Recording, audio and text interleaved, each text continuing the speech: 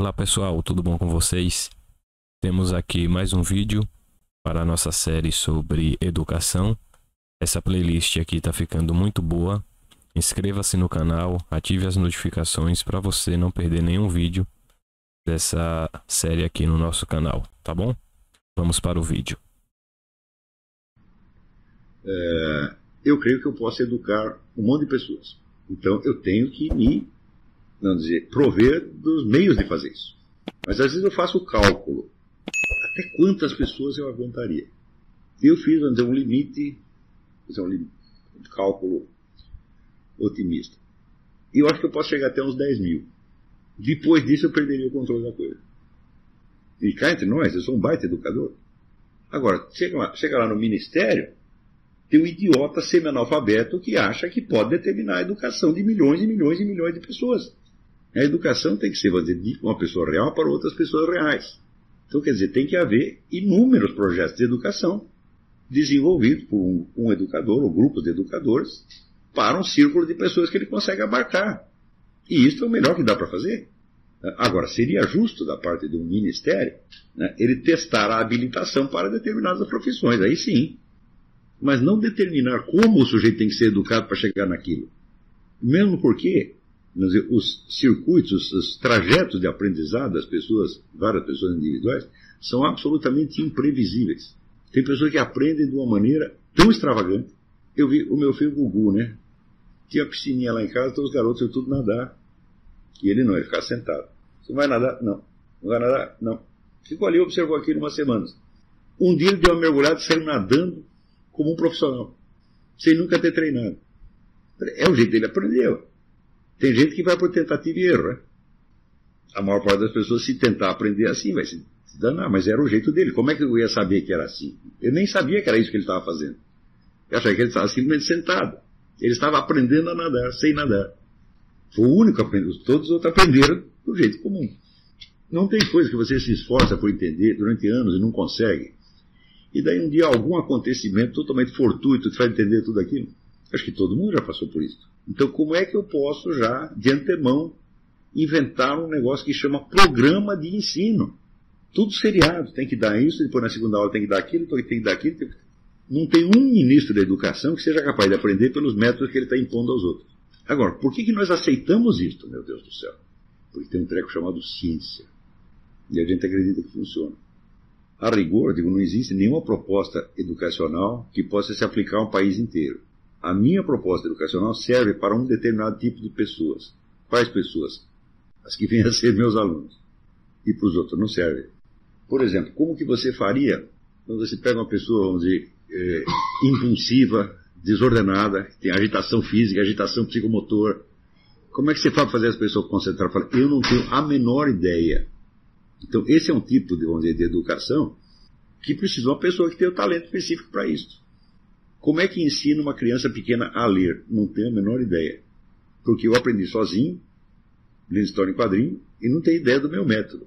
E depois o que tentaram me ensinar na escola foi um fracasso. Também me lembro que quando entrei no ginásio, os camaradas lá me davam uns cálculos para fazer, e eu só conseguia fazer o cálculo na base instantânea. Ou eu captava já imediatamente a estrutura inteira da coisa e dava o resultado, sem conseguir expressar os vários passos que eu tinha seguido, ou então eu não conseguia. Daí os caras falaram, não, você tem que fazer em ordem, por isso, daí eu não conseguia mais. E isso chegou a um ponto, vamos dizer, de total ruptura com os meus professores de matemática. Eu peguei o ódio de matemática e parei com 14 anos, só voltei aos 38, pelos meus próprios métodos, evidentemente. Quantas vezes isso não acontece, você não sabe como é que uma pessoa vai aprender. Só ela sabe. Então qual é a sua função? É simplesmente criar a circunstância na qual ela possa colocar em movimento os seus talentos. No aprendizado da coisa moral, é exatamente a mesma coisa. Você tem que acreditar nesse fato óbvio de que a criança nasce com uma espécie de instinto do bem e do mal, e que tudo que você vai fazer é reforçar esse instinto mediante o seu exemplo. Eu, por exemplo, digo a pessoa, se tem uma criança pequena, pega ela no colo o dia inteiro, fica dando beijinho, fica fazendo carinho, fica chamando de meu amor o tempo todo. Ela nunca vai querer fazer o mal a ninguém. Mas hoje em dia não pode fazer isso aqui, porque as pessoas vão dizer que você é pedófilo. De ver o ponto de perversão que a coisa chegou. A pessoa não consegue mais distinguir entre instinto paterno e pedofilia. Que coisa monstruosa. Eu digo, um italiano lá passando férias no Recife, foi dando uns beijinhos no filho, foi preso. Eu teria ido para a cadeira elétrica. Porque até hoje, eu tinha um amigo, Zé Carlos Bardavil, o pai dele, eu achava o melhor pai do mundo. Porque quando o Bardavil estava com 35 anos, o pai pegava, punha o filho no colo, puxava as bochechas, falava, adoro esse menino. Entendeu? E o Bardavil era um sujeito de uma autoconfiança tremenda. Ele era um cara totalmente sem problemas, era sem complexo nenhum, era até cara de pau excessivo. Eu digo, quem passou isso para ele? O pai, o amor do pai. Fica aí a homenagem ao falecido Bardavil. Os dois já morreram, o pai e o filho. Mas eu achava aquele negócio absolutamente exemplar. As pessoas iam rir, tá certo? E até ele mesmo, às vezes, ficava meio sem graça, assim, mas funcionou. Tanto que o Bardavil era o sujeito mais feio que eu conhecia e o homem que mais fazia sucesso com as mulheres. Na base da autoconfiança. Eu posso. Então, o primeiro requisito do educador, você saber quais pessoas você pode educar. Você pega o Feuerstein, talvez seja o maior educador do mundo. Então, bom, Feuerstein, agora você vai dar instrução de boxe aqui. Você não vai poder. Você vai treinar um time de futebol. Não vai dar. Então, você tem um limite. Então, como a educação é uma arte que se desenvolve no confronto pessoal, e acho que isso é a coisa mais óbvia do mundo, né? Mesmo que seja, entre aspas, educação à distância, como esta aqui, é um contato pessoal. Então, por isso mesmo, não tem jeito nenhum de você padronizar isso para todo mundo. Veja, hoje os programas educacionais não são nem inventados pelo Ministério da Educação, foi inventado na ONU, para países onde aqueles desgraçados, aqueles técnicos nunca estiveram. E a gente aceita isso. Veja, eu li um livro que faz uma história comparativa do México e dos Estados Unidos, e sobretudo pega essa parte da educação. Durante todo o século XIX, a educação americana foi total anarquia. Cada comunidade inventava as escolas do seu jeito. E era, vamos dizer, a própria sociedade, às vezes uma mãe de família, às vezes um pastor, um padre, alguém que queria, montava uma escola e ensinava os crianças do jeito dele. Resultado, os Estados Unidos acabaram tendo a melhor educação do mundo.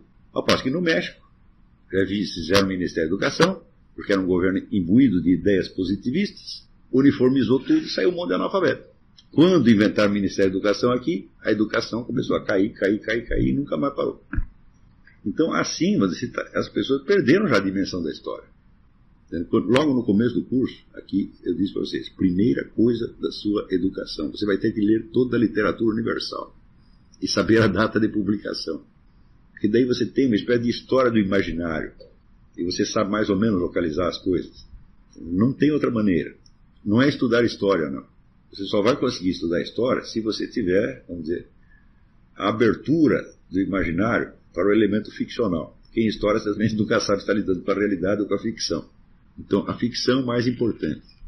Leibniz dizia, o sujeito que tiver visto mais figurinhas, mesmo que seja só de coisas imaginárias, acabará sabendo mais. Então, você tem que fazer a sua coleção de figurinhas. Isso aqui é mortalmente sério. Para mim foi sorte que eu começasse assim, foi pura sorte. Porque me caiu na mão o livro do Otto Maria Carpo, então eu lia lá a história da literatura ocidental, lia aquilo, anotava os autores e ia atrás daquilo. Então, a minha ideia de história da humanidade é muito mais baseada na cronologia das obras de ficção do que no conhecimento dos fatos, porque o conhecimento dos fatos seria muito mais coisa, minha memória talvez não abarcasse. Mas você sabendo a época das obras de ficção, você tem ideia do imaginário. E as coisas se encaixam ali naturalmente. Por exemplo, se você leu a Divina Comédia, então você entende que na época de Dante era normal as pessoas se encararem umas às outras como almas imortais. Você pega qualquer bandido, ele tinha consciência da imortalidade da sua alma. Então tinha, né, como fala no filme do Gladiador, o que fazemos aqui ecoa na eternidade. As pessoas sabiam isso. Então, evidentemente, as pessoas sentiam e imaginavam as coisas de uma maneira muito diferente da nossa. Mas nós podemos incorporar aquela. E você incorpora através do quê? Da literatura, da ficção. Quer dizer, você absorve a forma imaginária e ela passa a ser sua forma imaginária imediatamente.